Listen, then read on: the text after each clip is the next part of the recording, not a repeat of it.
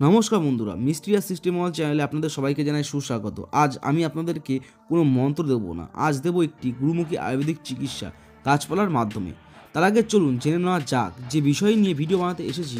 সেই বিষয়টি হচ্ছে মেয়েদের একটি গোপন রোগ সাদাস্রাব। এই সাদাস্রাব রোগ বর্তমান যুগে দাঁড়িয়ে ধরুন 80% মেয়েদেরই আছে। হয়তো আমার এটা বলতে কষ্ট হচ্ছে যে তারা এই রোগের জন্য প্রচণ্ড কষ্ট পায়, শরীর শুকিয়ে আসে ইত্যাদি ইত্যাদি।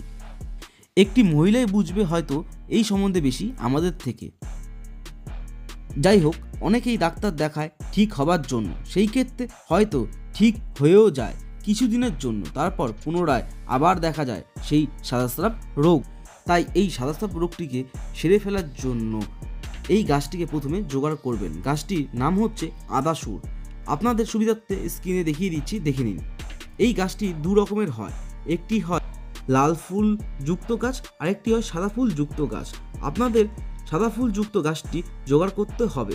তারপর ওই গাছের শিকড় গাছ জাগানোর মন্ত্র বলে তুলে নিয়ে যে কোনো একটি নির্দিষ্ট দিন থেকে শুরু করে ওই আদাসুরের গাছটির শিকড় একটু করে আখের গুড়ের সাথে চিবিয়ে খেতে হবে 21 দিন। তাহলে আপনাদের এই রোগ পুরোপুরি সেরে যাবে। আজকের ভিডিও এইটুখানি। যদি বুঝতে কোথাও আপনাদের সমস্যা হয়ে থাকে তাহলে কমেন্ট বক্সে অবশ্যই জানাবেন। আমার চ্যানেল যদি আপনাদের ভালো লেগে থাকে তাহলে লাইক, শেয়ার, সাবস্ক্রাইব করে বেল আইকন অন করে দেবেন। ভালো থাকবেন, সুস্থ থাকবেন। ধন্যবাদ বন্ধুরা।